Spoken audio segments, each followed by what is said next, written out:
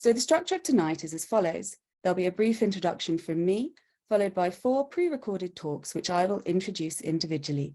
These will be followed by a conversation between Daniel Acs, who has been pivotal in getting this project off the ground and completed.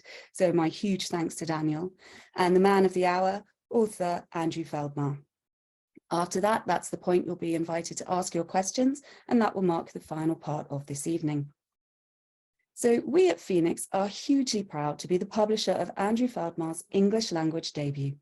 It is part of our mission to bring new ideas and approaches to a wider readership, and a key part of that is publishing authors little known to the Anglophone world. Andrew Feldmár has lived a full life.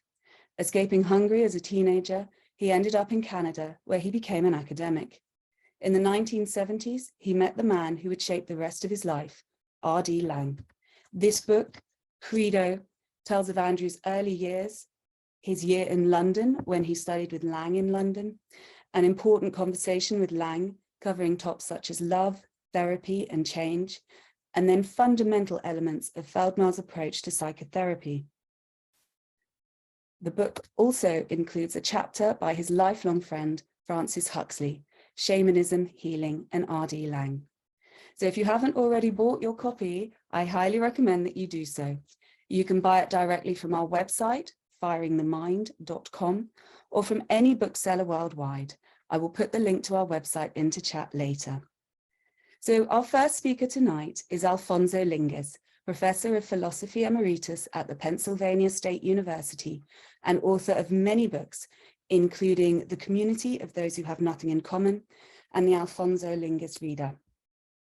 So what I'm going to do now is I am going to share my screen so we can watch this video. It was at a conference in 1990, held in London, sponsored and then disavowed by the Freud Museum, that I met Andrew Feldmár. That summer, he visited me in Pennsylvania. How captivated I was back then by what he told of his therapy with patients. He was not a therapist who sits silently and out of sight while the patient free associates. He endeavored to meet patients in their anxieties, sufferings, and delirium, to participate in them, to be surprised by them, to learn from them, if only to learn ignorance. I worked in philosophy, not psychology or psychotherapy, and we had not a professional relationship, but a friendship. I looked forward to our meetings over the years in Pennsylvania, Maryland, Vancouver, and Budapest. For whatever events he recounted, stories he told, thoughts he worked over, he showed how surprising they were, what clandestine light they emanated. Though Andrew is modesty itself, curious about and affirming the lives of anyone he meets, visits with him were precious to me, and I found him to be an extraordinary man. To spend a few hours with Andrew was to find the world about me and the people who wandered in view more vividly seen and surprising.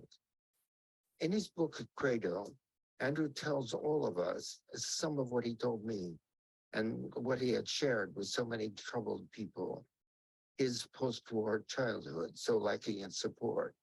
When he was coming to Canada alone, his lurching from one work and one education to another, his loves and heartbreaks, his lucid recognition of his confusions and flailings. Until while undergoing psychotherapy, he came to realize he could do it better.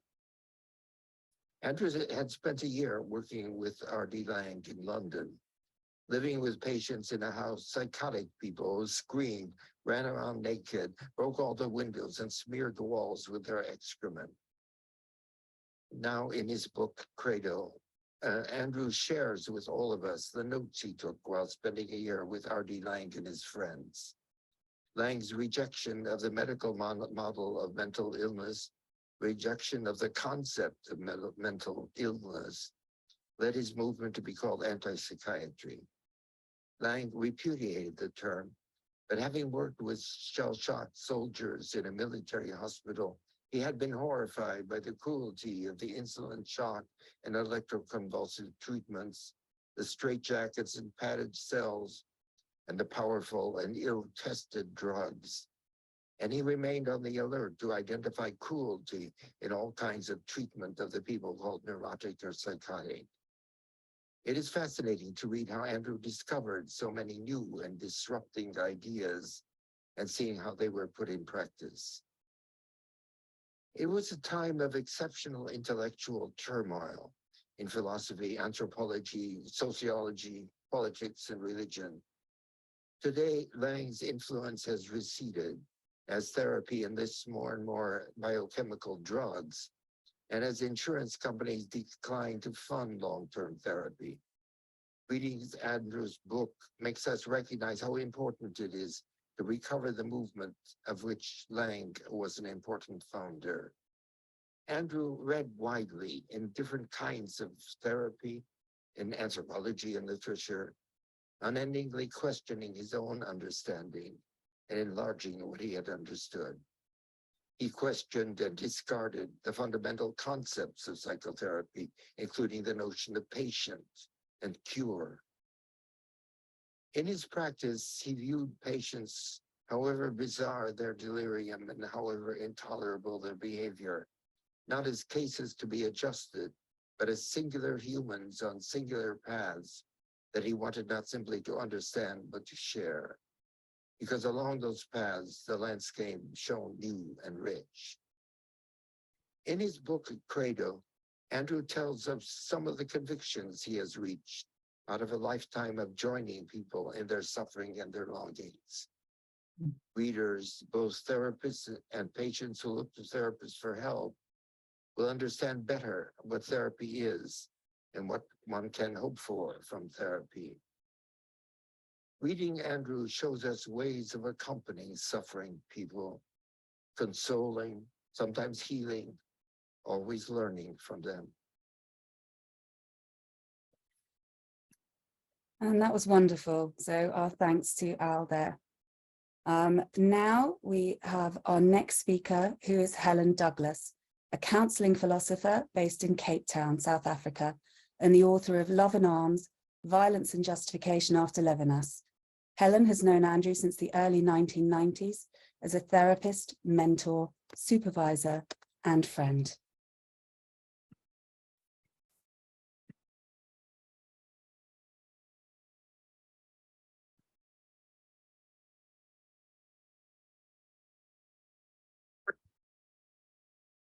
Hello, everyone. It's lovely to be here with you all for the launch of Andrew's Credo. I suppose that if this book is his creed, his confession of belief, then I am here to testify and bear witness, to offer some kind of proof of life, of concept, of the pudding. I first met Andrew Feldmár in the mid-1990s when I was in pieces at my wit's end.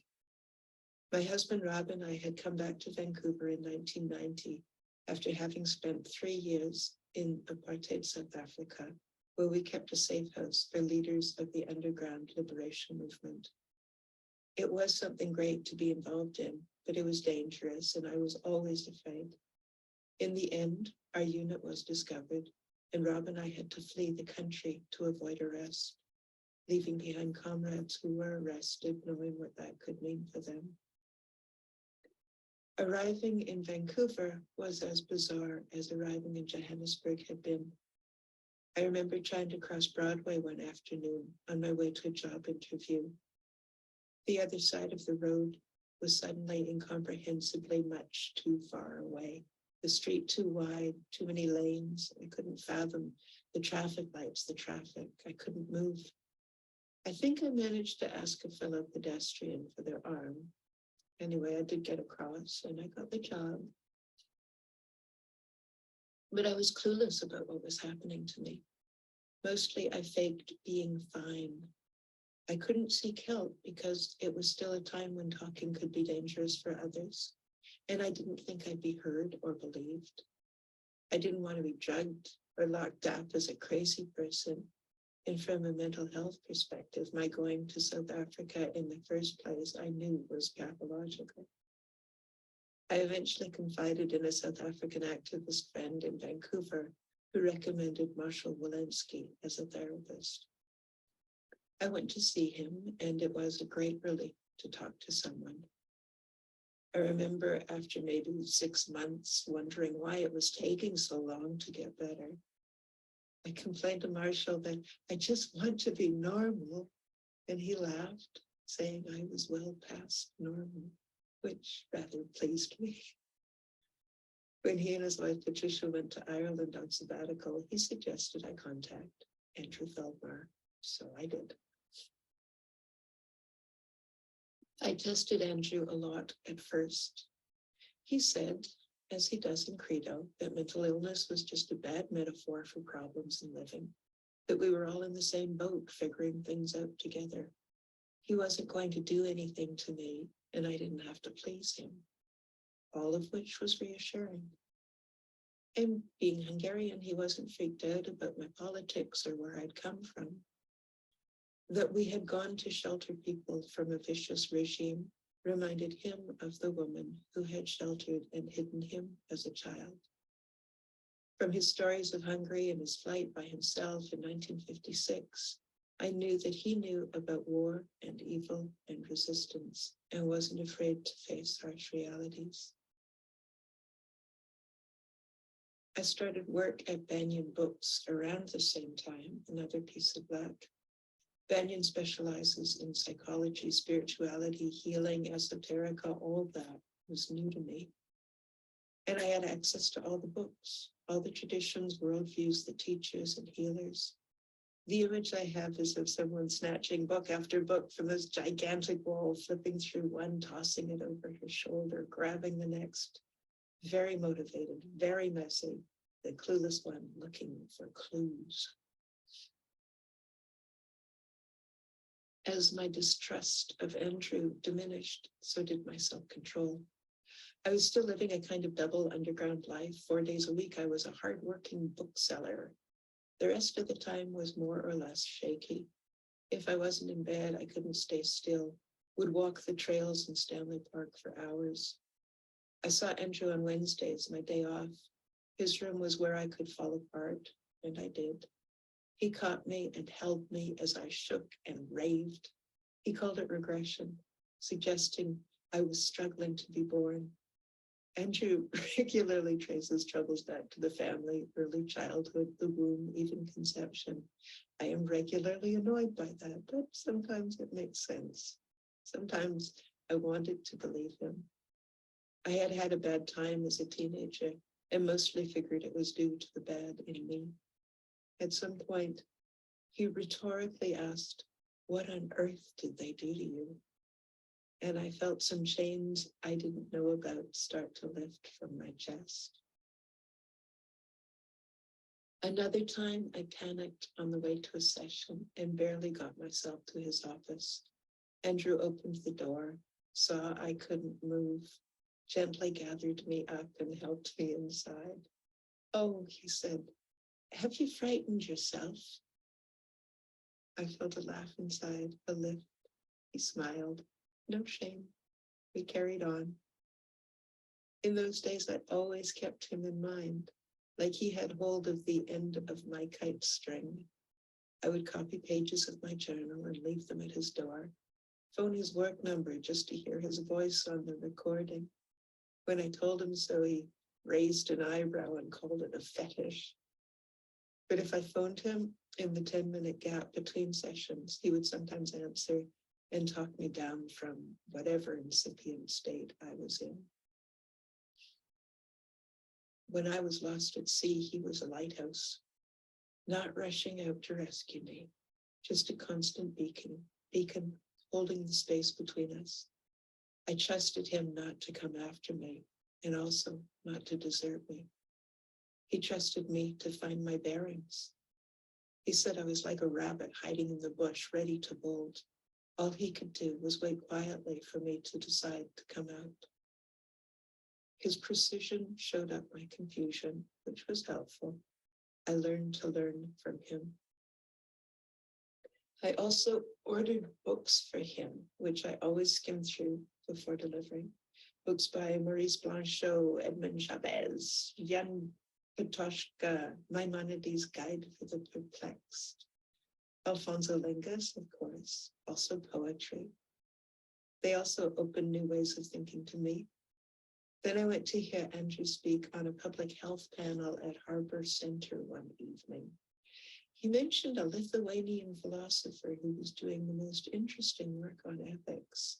Listening, I felt this shock, like dry lightning, and the back of my neck was all tingling. Later I asked, who are you talking about? He said, Emmanuel Levinas. First I'd heard.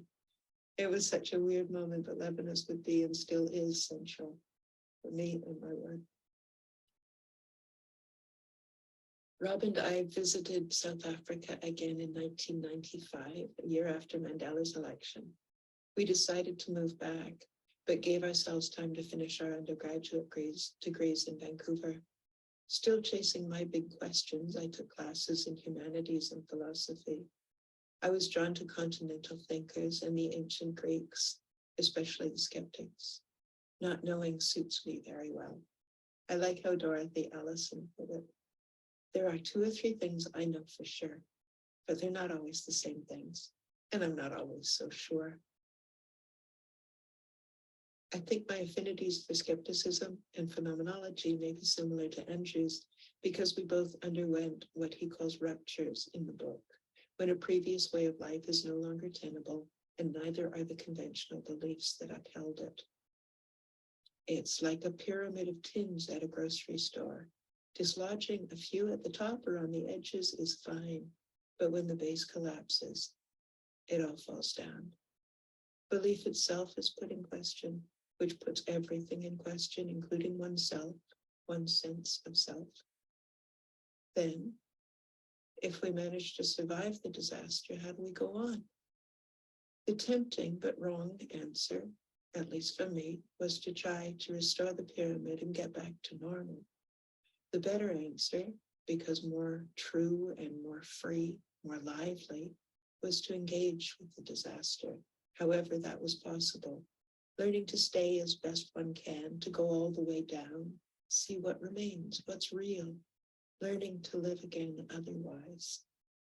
This path is not one of techniques or management. It's relational, inside and out, a practice of attention and orientation, following scents and clues, a work of art and of artful dodging, transformation perhaps, metamorphosis.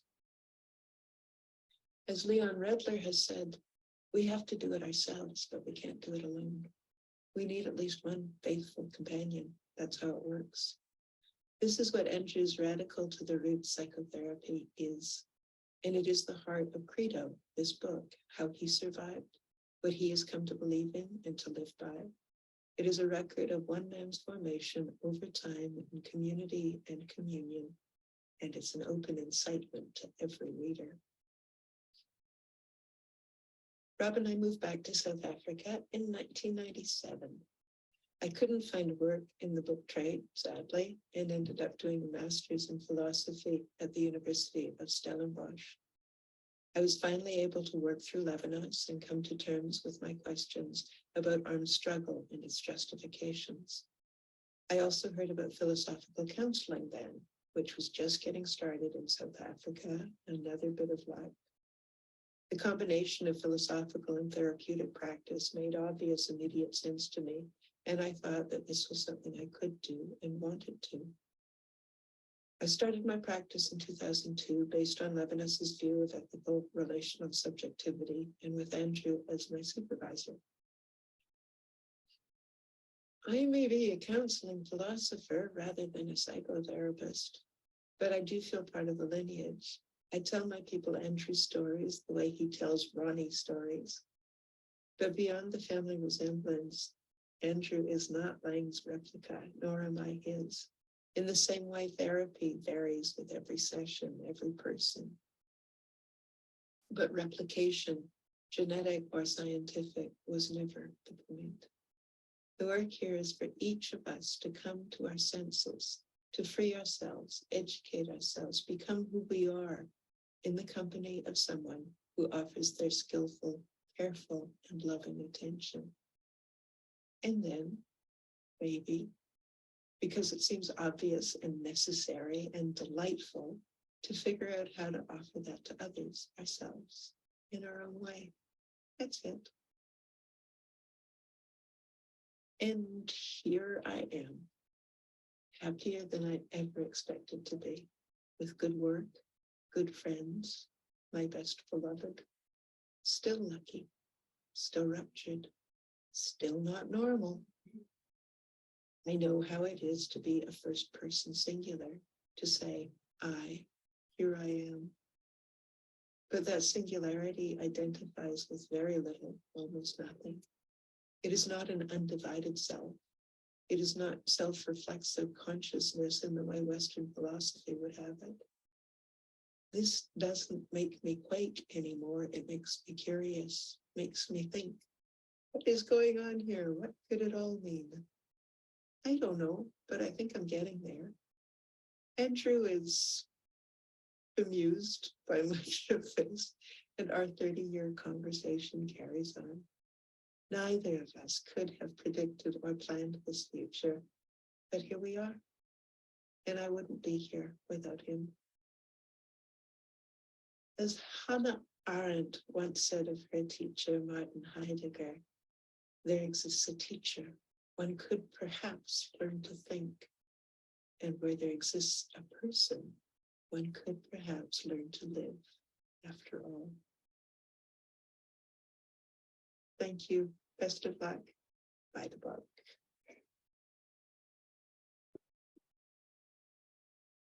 Well, that was absolutely wonderful. I hope you all enjoyed that.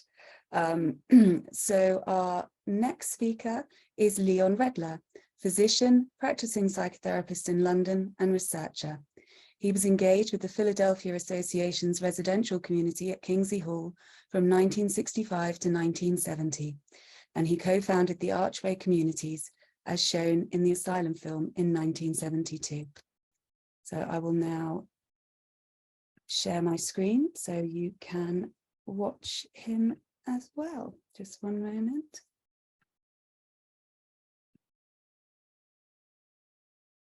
And here's Leon.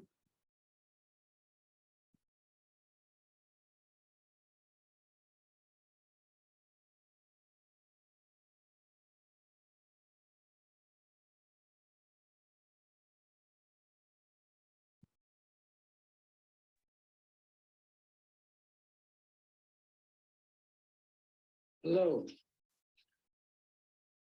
I found reading Credo inspiring, even therapeutic. And I think it could be so for many who read it with an open mind and heart. I think that may be so for the psychotherapists, trainee psychotherapists, and people considering psychotherapy, who may be among its main initial readers.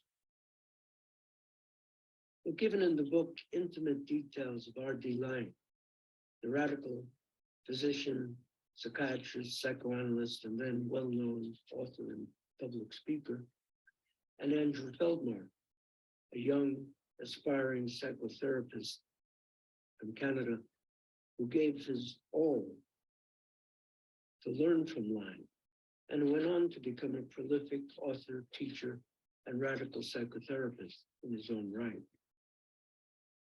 It's written with careful, attentive observations and questioning of self and others, and with a clarity of intentions and aspirations. It's got a lot of jargon-free, undogmatic, uncommon sense. And it's written without any attachment to any particular theory or system of thought, while being informed by a critical reading of many texts and by his conversations and close relationships with Laing, with Francis Huxley, social anthropologist, and also with learning from their colleagues, Drs. Hugh Crawford and John Heaton. Credo is not an autobiography, as the author notes, but it surely has many engaging autobiographical passages. I'll start with Andrew's decision to come to London in 1974 to open and immerse himself in whatever art Laing was ready to offer him. It proved to be an intensive, unique, and rich apprenticeship. Credo conveys their shared commitment to freedom, to be who they are, and their sense of the need to realize that our limited, conditioned reality is like a dream we have to wake up from, and wake up to the truth of who we are and to the intelligence and love that are otherwise obscured. Meditation was part of that journey for Laing and Feldmár. It included attentiveness to body, breath, thoughts, feelings, and attentiveness to all manner of habitual ways of being, including one's attachments and aversions, and the service of being free from being bound by these, and for the sake of awakening, for the sake of all concerned. Andrew describes his early difficulties relating to Laing. My talks with Ronnie often start disastrously, and I feel clumsy, I'm embarrassed. I have to work my way through shame, but I long for the inspiration so I don't avoid these challenges. He doesn't. The relationship develops into one of mutual trust and respect. Andrew writes, he, Laing, could sense that I understood him when so many people misunderstood him. I chose my words carefully, I thought things over, and I wasn't afraid to ask questions. I respected him. I didn't ask for more than he was giving, and I was careful not to overstep his boundaries. He was a person who finally showed a reflection of myself like no one ever had before. He was strong, and if he liked me, I could believe I was actually worthy of love. He spoke to me as though I was more educated and intelligent than I thought I was. As a result of the year's intense work with him, I got to the point he saw me at from the very beginning. Andrew recognized Ronnie as brave, honest, and spontaneous, a dangerous man who was always prepared to say whatever he thought. There were many who misunderstood him, maybe because if you took him seriously and actually understood him, you had to change your life, or at least consider why you didn't. These are key passages to understanding their singular and deep relationship. Part of Feldmár's apprenticeship was experience in the households of the Philadelphia Association, communities intended as places of asylum and refuge. Laing at the time was considering how patterns in regression could be linked to intrauterine and perinatal experience. Andrew describes a young man whose very skillful therapist was attending to him in a household where he was regressing. This included fierce insistence on breaking windows, shitting on the floor, and only eating food from the floor. They came to see this as potentially a transformation of placental nourishment and excretion. It took a long time and emptied the household of all the others. But the young man, to Andrew's amazement, in fact, quote, came to his senses and was cured. Insisting on trying to fit a person into one's usual format and style of practice, rather than finding whatever offers the best chance for their release from constraints to flourishing, is not skillful means. Andrew notes that it's easier to pay attention to those who are already doing what we want them to do, because we need a lot of patience for those who can't do it yet. Towards the end of the book, after speaking of families where children grow up to be spontaneous and authentic, saying that such families, in his experience, are rare, Andrew writes, most people, including me, can only find the way to being authentic by spending an extraordinary amount of time where one is shielded from other people's opinions, desires, and wishes, and can finally pay attention to one's own heart. It includes psychotherapy and meditation among those times. And he quotes Mother Teresa saying, listen to the silence of one's own heart. But he says, we have neglected our hearts for years. So why would it speak to us now just because we are suddenly paying attention?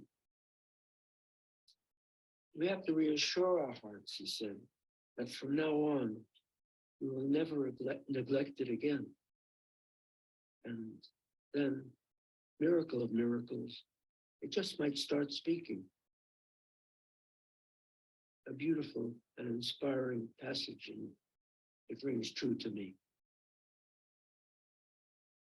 I'll end my few remarks on Credo by just quoting his last sentence and briefly commenting on it. He writes, I am 80, yet I still practice being courageous, loving, and just listening. Well, I'm 86, and it has taken me most of my life to so practice as best I can. It's a work in progress. So to Andrew's last sentence in the book, I say hallelujah and amen, and thank you.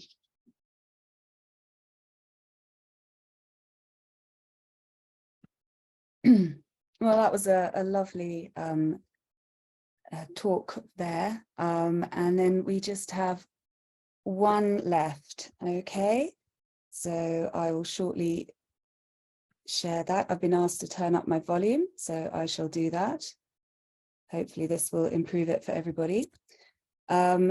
So our last speaker, we welcome Soma Feldmár, writer, editor, and published poet, who was the editor of Credo and is Andrew's daughter.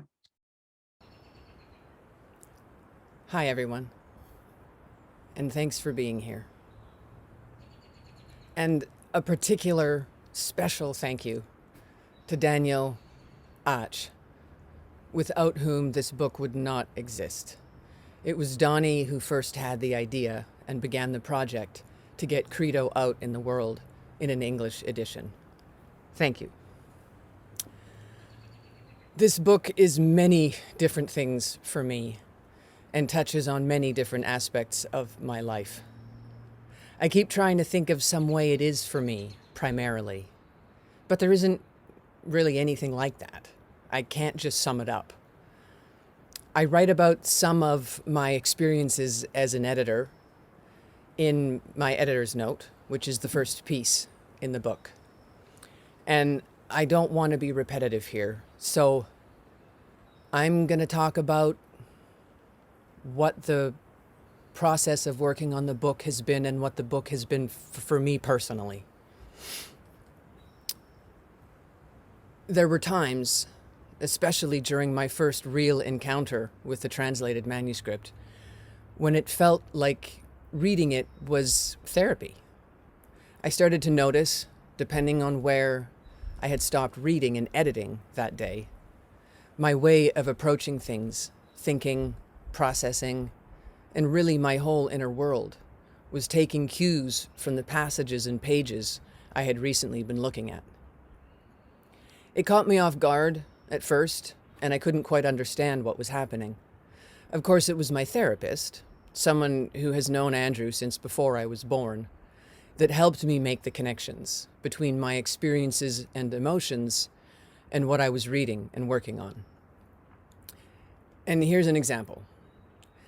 There are parts in the book where intrauterine, birthing, and infant experiences are talked about and discussed as Andrew came to learn about these things and how they can affect a person's life during his studies with Laing and the rest of the Philadelphia Association people in London.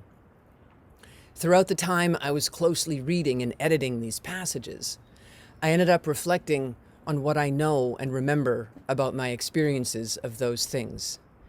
In my therapy sessions, I was able to explore connections between how I think about myself and my life now, how I experience things and form beliefs about myself and the world now, and what those early experiences were and might have been like for me.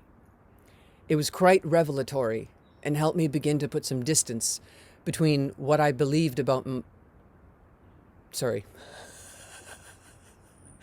It helped me put some distance between what I believed about myself as an adult and what my little being and body was receiving as messages from the world, people, and places around me back then. And it was amazing to be able to do this both because of my father's work and also away from my father. Because as much as he is Andrew Feldmár, internationally renowned radical psychotherapist, author, and lecturer, he is also, for me, just my dad. And like all dads, being human, he makes mistakes. My mother also came into my therapy sessions, of course, and all this reflecting, exploring, and feeling.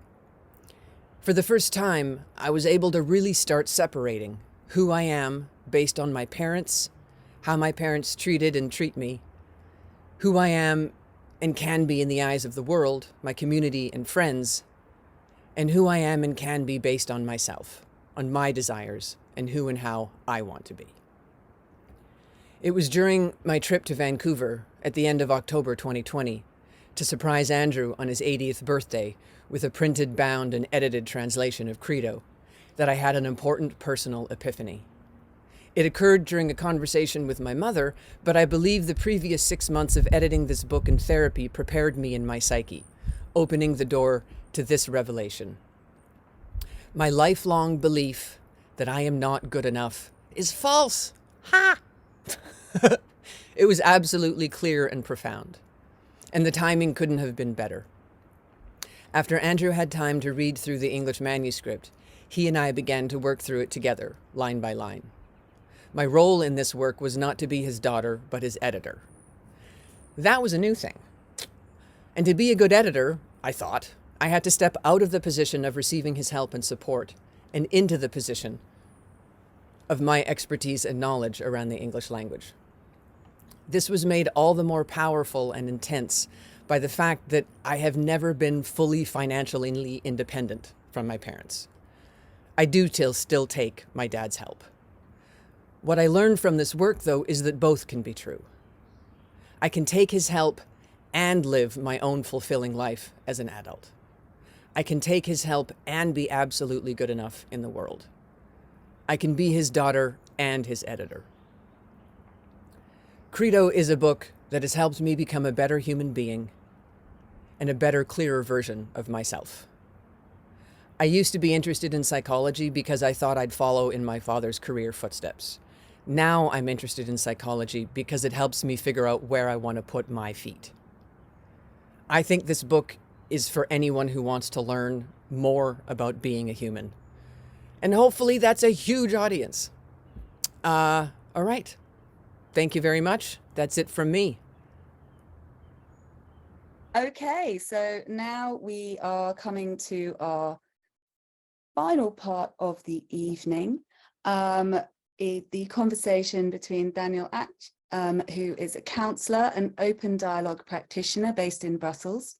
He's the spokesperson for the Feldmár Institute in Budapest, and between 2015 and 2022, he was the leader of the Soteria Foundation's Shelter Programme, which was founded by Andrew in Hungary.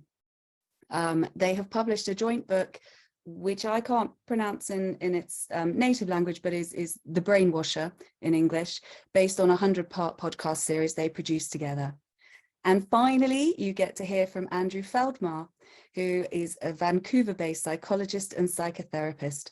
His approach to therapy seeks to reconnect patients to the joys of everyday life through relying on loving, living relationships rather than the alienation of the classical doctor-patient relationship.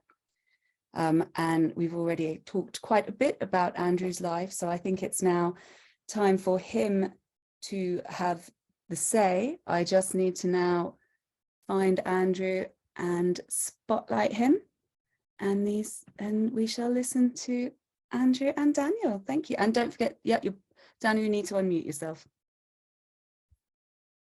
Thank you. Hello, Daniel. Hi, Andrew.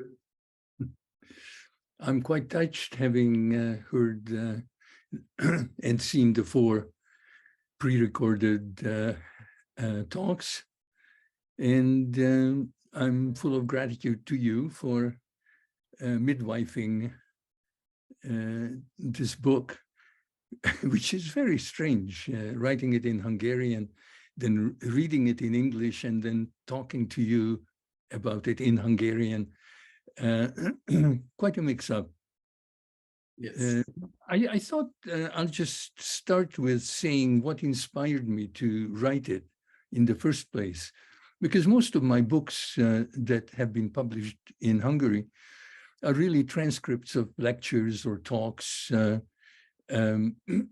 I prefer to talk to write, but this book I actually wrote.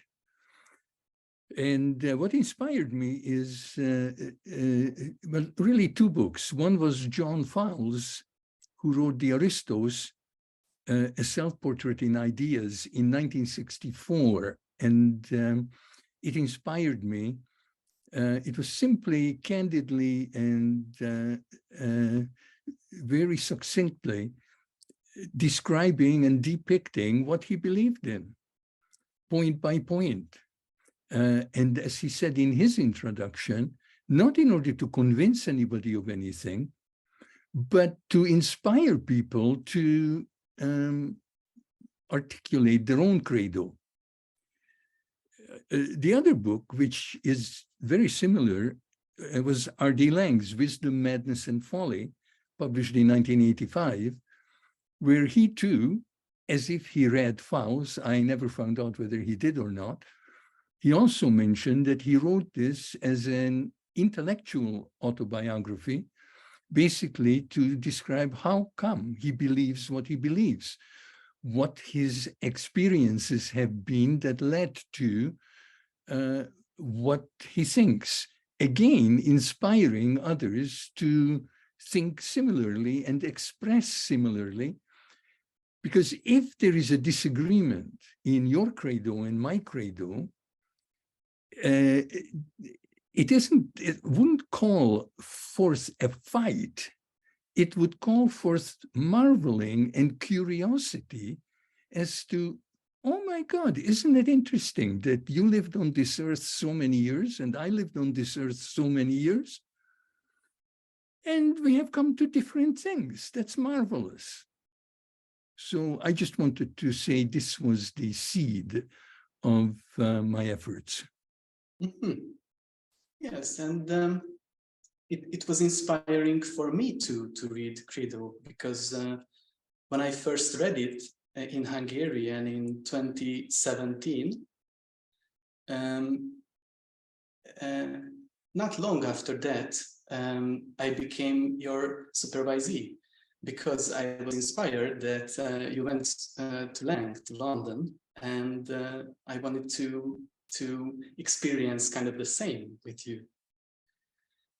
And but 6 years after that, now there's this English version of Credo. And when I was listening to these 4 videos, I was wondering, because in Credo you write about how was it for you to write the book, but I'm interested a little bit, how was it for you to work on the English version Credo with Soma, because I don't know nothing about that.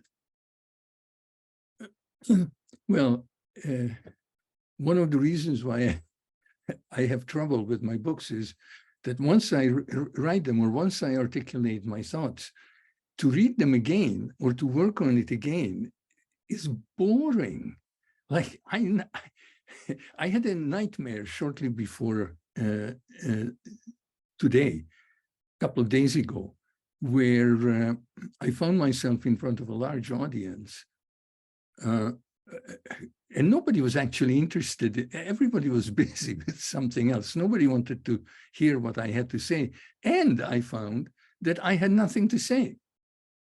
Now, one of the ways I interpreted that dream was that if I am everyone and everything in the dream, then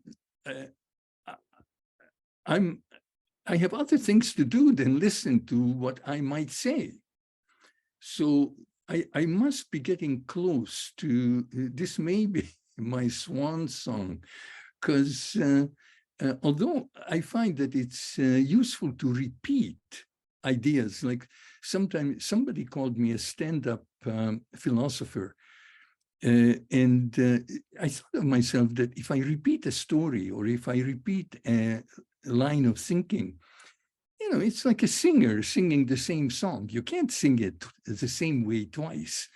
And repetition, although could be boring, often I find that the fifth or the sixth time I hear something, I realize it, I get it, it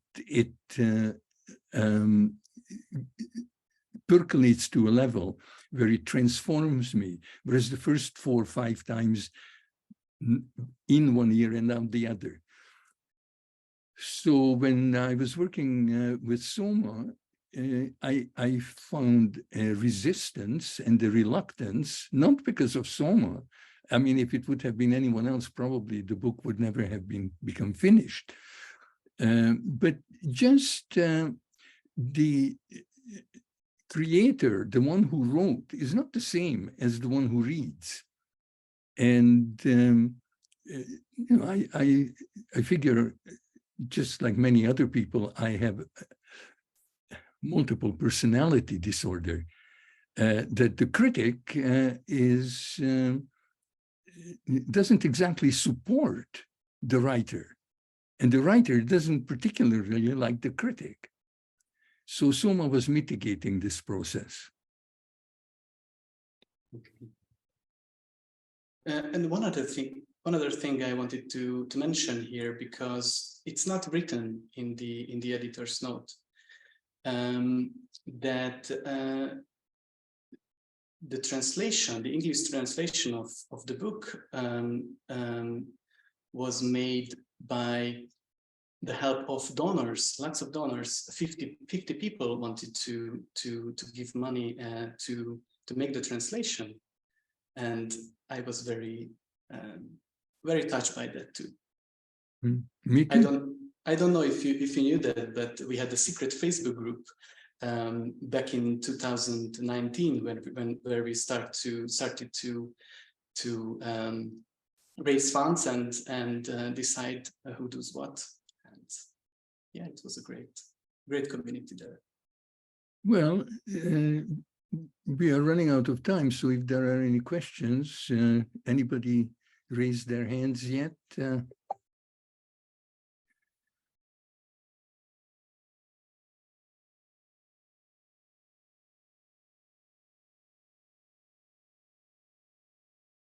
There's just 5 minutes left, so if anyone has anything they want to say or ask, please do it now. Ah, we have a raised hand. Here we go. Nick Mercer, please do unmute yourself and ask your question, please. Hi, I'm Nick Mercer. It's a bit disingenuous. It's not really a question. I was just really inspired by that last bit, all of this. Can you hear me, by the way? Yes. Yeah, okay. The bit about the critic isn't the writer, and the two, the thing there, the multiple personality disorder, as you kind of jokingly said. But my supervisor was Leon for some time, and then John Heaton up until his death. And so it just really kind of, I'm excited about the book. I'm looking forward to getting a copy. But it was just really good to hear you all. That's all. I haven't really got questions. It just felt really good to listen. That's me. Thank you. Thank you. Thank you for saying so. Lovely. And we have Sheila Goldsmith has also raised her hand. So please go ahead and ask your question. Hi. Well, this was fabulous, and I'm thrilled to be here.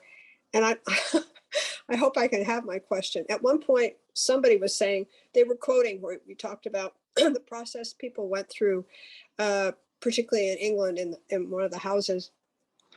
And that when left to their own devices, they were, I forget if they used the word cured or healed. And given the perspective that we're not needing to be, how did that come? Oh, what am I trying to say? If there's really nothing to be cured, how do you define that in that perspective?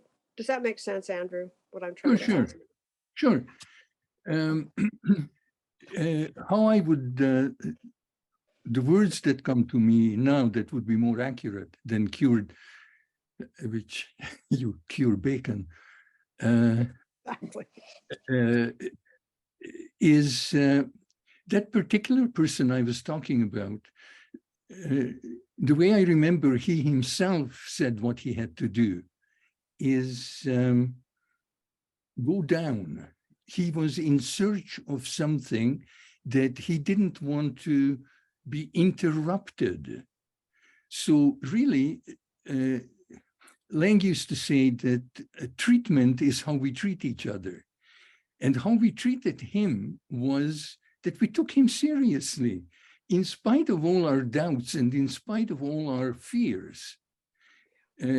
Especially the people who lived with him courageously risked taking him seriously. Okay, we won't interrupt you. We'll interrupt you the minimum that we can in order to make sure that you're not going to die on us. And it took 3 years of respecting his desire to reach something without interruption. Once he did, he basically said he came back much faster than he went into it. And when I met him some months after he emerged from his room, where he stayed for 3 years, I asked him how he thinks of the time that he spent there. And what he said was it was a necessary waste of time. Right. And I believe him.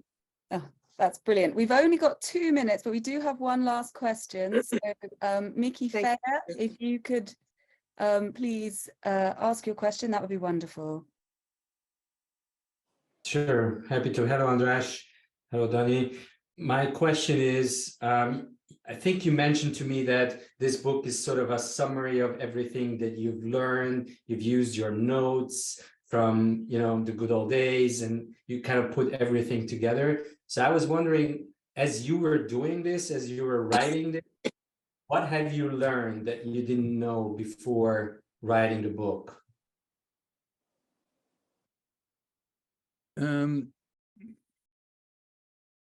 Well, I don't know if I learned anything or whether I made up something.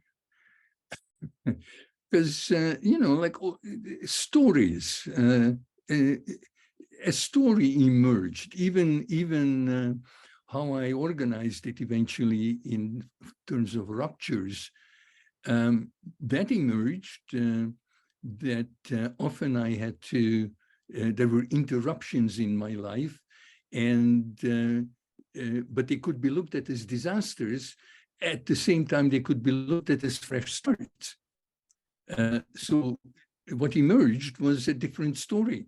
Now, I'm sure that I could, if I had the time and the inclination, come up with a whole different story. So it's not that the book revealed something, but, we live on stories, and I think it's a pretty good story. Right. Well, thank you, everybody. I mean, it is now 7 o'clock, so we've reached the end. Thank you to all of you so much for coming. It's been wonderful to have you all here. We will send the recording out to everybody. It'll probably be early next week. And I'd just like to say a huge thank you to Andrew and to Daniel for being here tonight, and for bringing us Credo, and to the 4 speakers. They were absolutely wonderful talks, gave us such great insight into Andrew and the book, and we're hugely grateful. So thank you, everybody. Enjoy the rest of your day. Good day. Thank you. Thank you. Goodbye. Thank you. Bye, everybody.